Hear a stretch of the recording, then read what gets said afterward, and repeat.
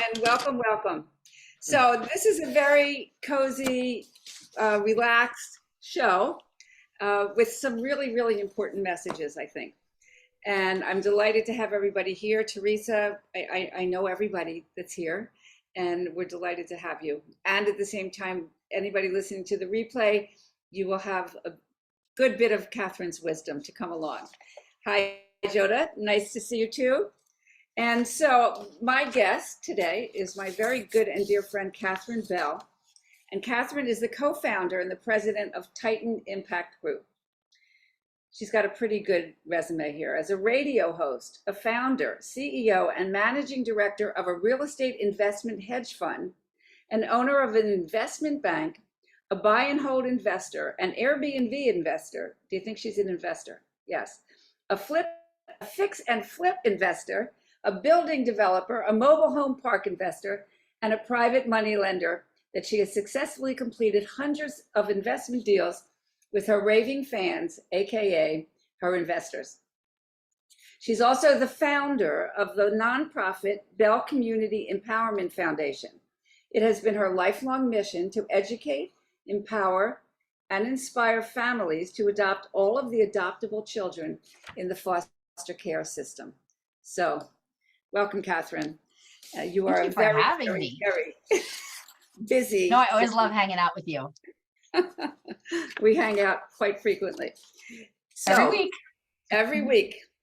We are, my whole little group here, we're in a mastermind group of really fabulous women and kind of going through all of life's trials and tribulations and business trials and tribulations, and support one another. This show, the premise is that patterns that are created in childhood impact us as grown-ups, thus the name Under the Hood. So my first question, Catherine, can you tell us a little bit about your background and your family of origin? So this is my least favorite thing to talk about. I was born to a 15-year-old mother, birth mother. The birth father, he was 25. So you can do the math on that one. I was in and out of multiple homes throughout my entire life. I've got two younger brothers that I was providing and protecting, from as young as I can remember. And I was actually finally adopted when I was 16. And so that there was just a world of chaos inside of that. I went to 13 different schools. Didn't actually learn how to read till I was in the 8th grade because I went to so many different schools. Nobody figured out I couldn't read. But what I did learn how to do is how to listen inside of that, because I was still managed to get straight A's. I knew that I figured out the school system. They just wanted an answer. And if I could figure out the answer and give them that answer, I was the winner. Okay, so in that same vein, Catherine, what kinds of behaviors and patterns did you develop in response to your upbringing? So one was the listening. What else? So one of the things I'm clear, and it's showing up more and more every day that I'm realizing, there's no better personal development program than having kids of your own. And I have realized that one of the patterns that I have really become masterful at is watching other people's choices and being able to predict what the outcome is. And so from that, learning from their choices and their mistakes and making different ones. I remember as a child watching these adults make some very interesting choices and scratching my head as a child thinking, wow, as people get older, they get way more stupid. Like as a child, I remember thinking that because, even as a child, I could see the probable predictable future of these choices that these adults were making. And that was perplexing to me. So today, I can see in my business that one of the things I have is, when somebody tells me who they are, I believe them. Their character shows up pretty quick. And listening to that, It's the whole, I can't hear what you're saying because what you're doing is so loud. So I had a lifetime of observing people's interesting choices. So that was a big one. The other one is learning to find ways to learn. So for instance, for me, right, getting that I couldn't read. And to this day, like my reading comprehension is really, really terrible. However, I have figured out, it's about becoming resourceful, right? Like it's not about resources, it's about resourcefulness. And I became extremely resourceful. So inside of that, be it emails or government contracts or whatever it is I have to read, I actually will have one of our team members read it to me, or I have multiple software that will read it to me so I can actually get the information and be able to process it to be able to move forward. Because rule number one, you never sign a contract without reading it, right?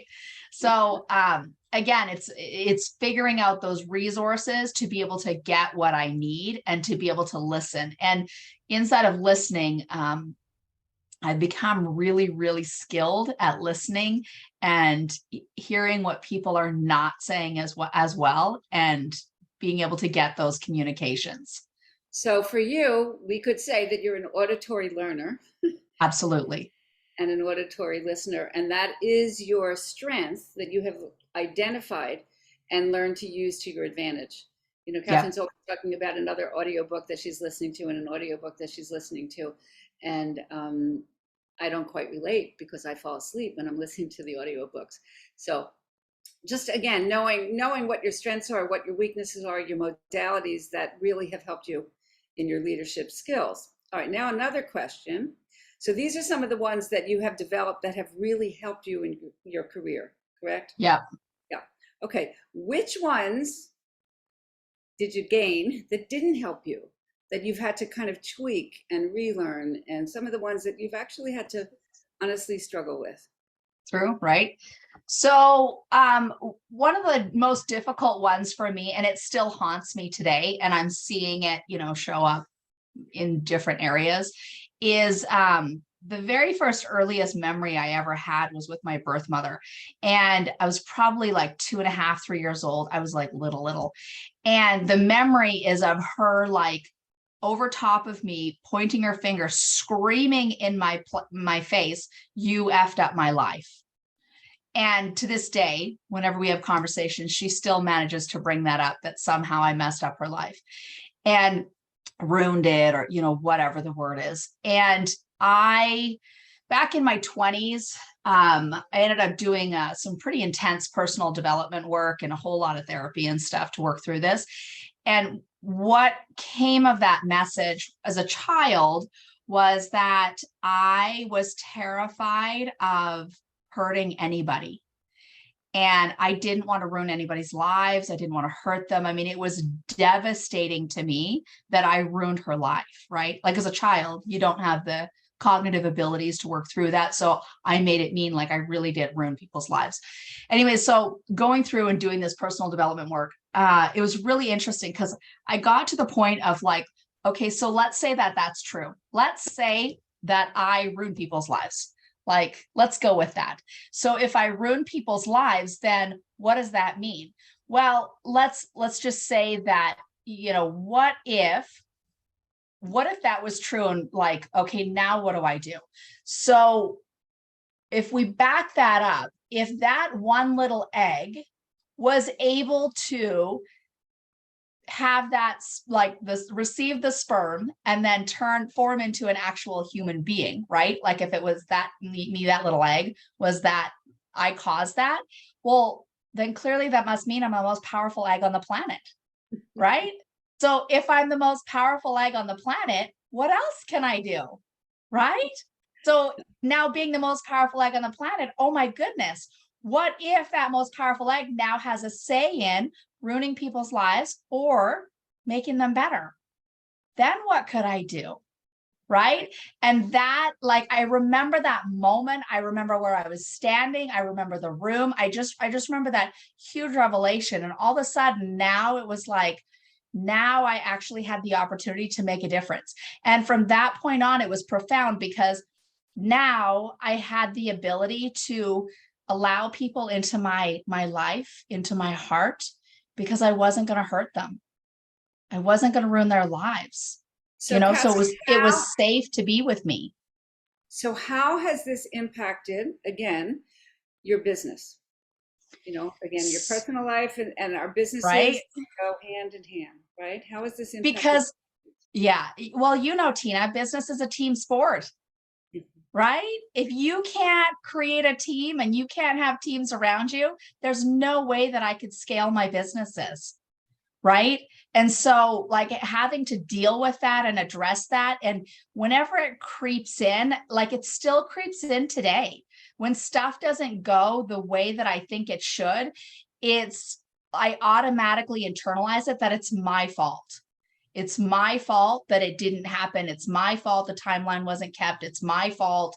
It's just all my fault. And I have to stop and get myself sorted out so that I can go, wait a second. Okay, is this my fault? Or like actually look at all the pieces and all the people and all the components and be able to like make sure that I'm having accurate thinking inside of where the responsibility lies and that it's not all me. So what you bring up for me, okay, is what I call helicopter thinking, right? So we can be in a situation and be taken away by all this negative talk and all this programming, and then again be able to step back and see it and say, oh, this is what I'm doing, this is what I'm noticing. So what I'm hearing you say is this ability to do this helicopter thinking, to really kind of look at like, what's the truth here, what are all the complex things that are actually going on that are impacting what is actually happening. And this is a skill. This is something that practice over and over and over and over and over again. It then becomes automatic. Yes. I get it. I'm in it. And at the same time, whoa, whoa, whoa, right? What's happening? Yeah. Right? Okay. Yeah. So when did you notice, and I know you've done tons and tons and tons of personal growth, when did you notice that that was an absolute positive necessity in order for you to actually survive? When you say that, what is that? The personal growth, the training, oh goodness, the things that like what you were doing on your, because when we have blind spots, we walk into walls. So again, it was in my early 20s and I don't know where it came from. I was just intuitively, I knew and understood that when we go to school, there's a few things we're never taught. We're never taught communication skills. We're never taught relationship skills, and we're never taught financial literacy. What the heck is the point of school? Right? Like these, and we hear all the time, like, what are the things that cause relationships or marriages to break down, right? So my whole life as a child, I remember saying, and my cousins actually bring this up, that I was adamant I was never getting married and I was never going to have kids, because in my experience, those two things harm children for life and scar them for life. And I was like, I had no desire to be any part of it.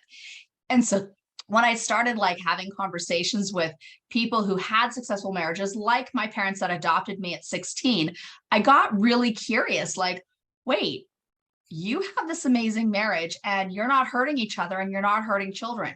How are you doing this? And I asked a lot of questions. I still ask a lot of questions.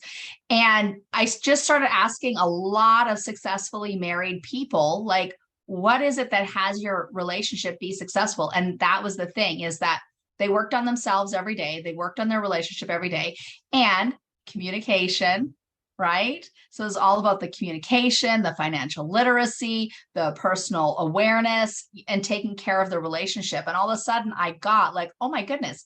So these are skills that I can actually learn, and not only learn, but master. Oh my goodness, that means maybe one day I could actually have a happy marriage, and maybe have children. Right. So right? I hope that you're all kind of hearing from Catherine's perspective. Catherine's upbringing is not a typical upbringing in our world that we live in for most of us that are involved in, high-powered leadership things and business and so on. But the wonder and the questioning, Catherine, is really kind of what stands out to me. That ability to just keep questioning, is this really so? Does this really have to be this way? And being able to be disruptive in your thinking. And again, how this has carried on to all the businesses and all the wonderful successes that you've had. Does it have to be this way?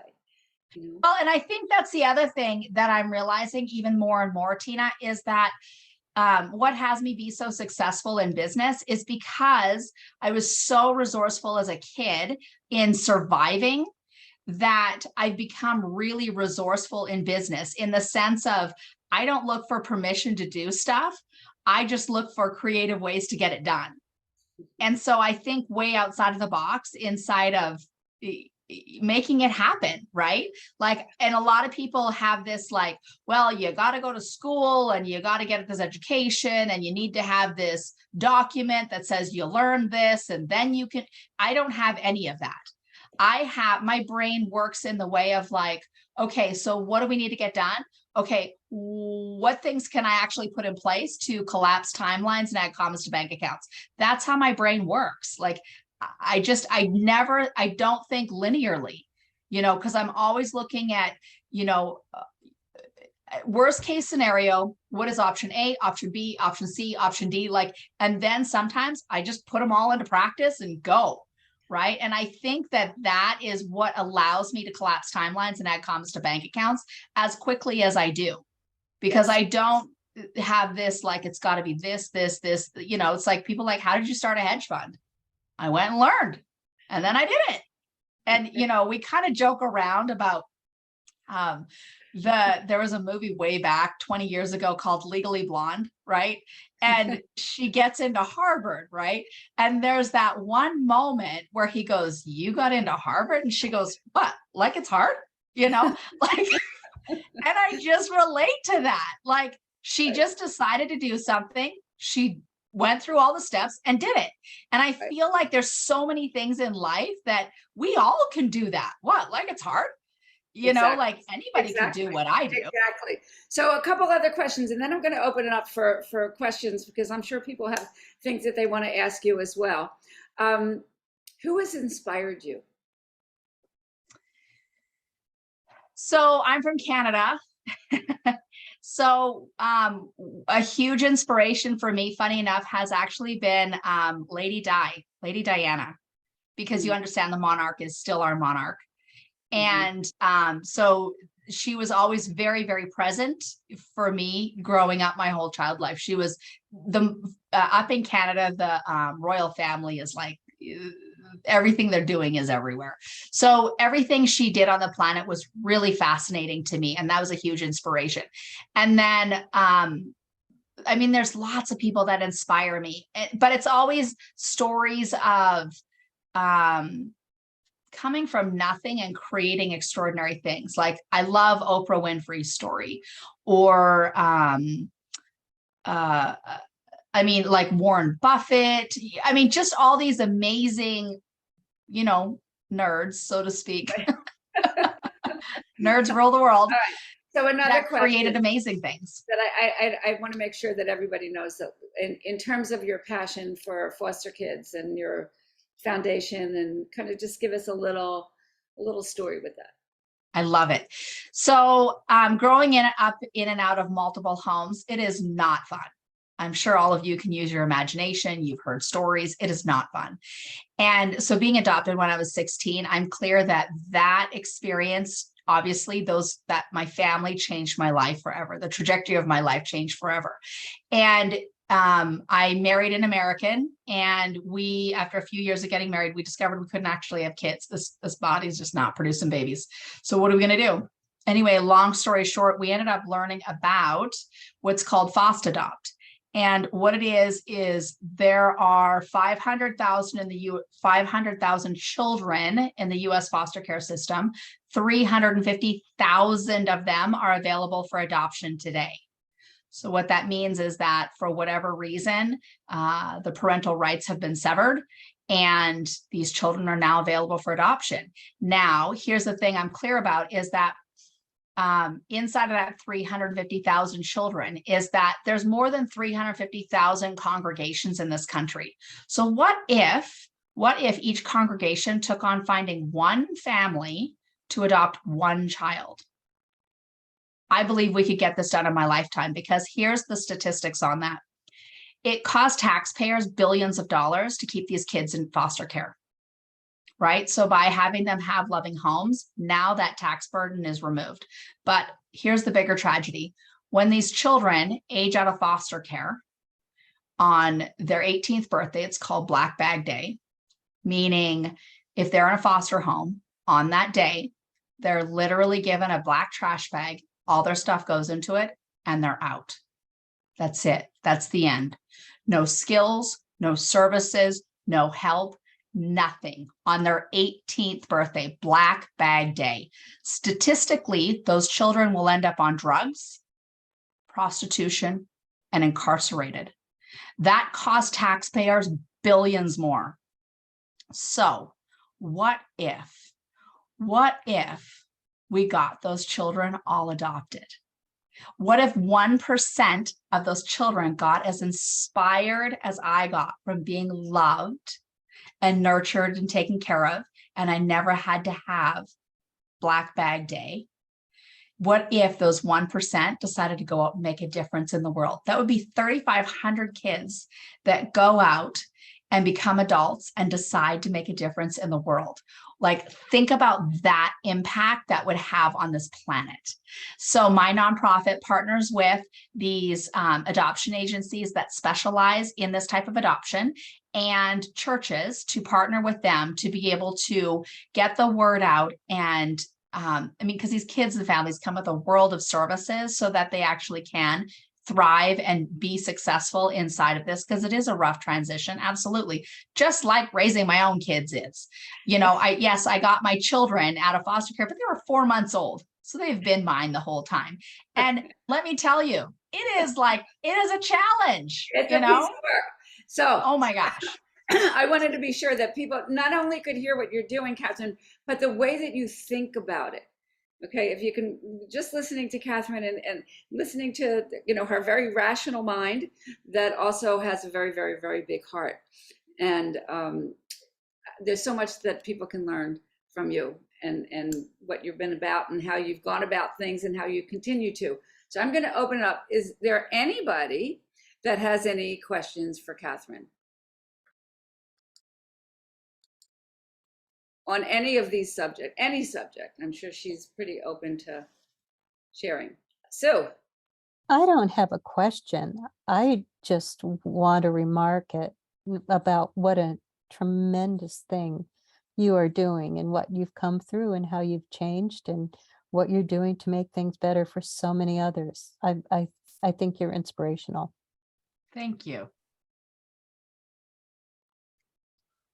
Absolutely. Who else? Jacob, I can see you. Yes. So I made that note about the future spin-off collaboration, Mastery Under Trauma. But I think, Catherine, your stories and the energy you have, I was a teacher for 5 years, and I saw students like you whose intelligence, high intelligence, was not being valued because the system is not built to value those. And so I would just, what would be some just good words of advice that you would have for students that were in your shoes, that could, help set them potentially on a path that could lead to some really cool outcomes and potentially generational wealth that can get them back on track? So that's a brilliant question. And first of all, thank you for being a teacher. That's one of the hardest jobs ever. And I know for me, there were multiple times as a child that I honestly just wanted to end it all. Life was so horrible and so bad. And it was only because of my younger brothers, of having to provide for and protect them, that I stuck around. And so if I could give anything, it's like, listen, just know this is just a chapter in your life and it's going to pass. And when you become an adult, you actually get say-so in how your life goes. And here's the thing, just because you were born into something doesn't mean that you have to stay there the rest of your life. Like, good God, it is not a life sentence. So when you become an adult, like, you actually get the choice of, yeah, what happened to you is not your fault. You didn't ask for this. You didn't vote on this. It is not fair. And what you choose to do with it, 100% is up to you. So are you going to use this to grow from it and springboard off of it? Or are you going to use this to become a victim and perpetuate on probably what you came out of? So you get to choose. Right. So that therein is the whole story, right? Children are victims. They are, I think, the only true victims that we have. Once we get to be adults and we get to make choices for ourselves, then no matter how bad it was, we're still responsible. And that message over and over and over again, that you have choice, and yes, right now you don't, but as adults you do. And Yeah. you're just a wonderful example of all the wonderful things that we believe about transformation and personal growth, and combining it. I'm a social worker by training, and social work has this unique perspective of the individual and then how it interfaces with the environment.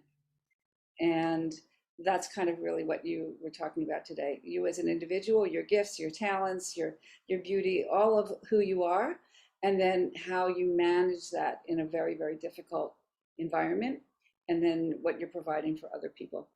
So thank you, my friend. I know Thank you. Tara has to go off to school to visit she has a parent teachers conference Yep. in 15 minutes. So any other last thoughts from anybody? We've got about 2 minutes left.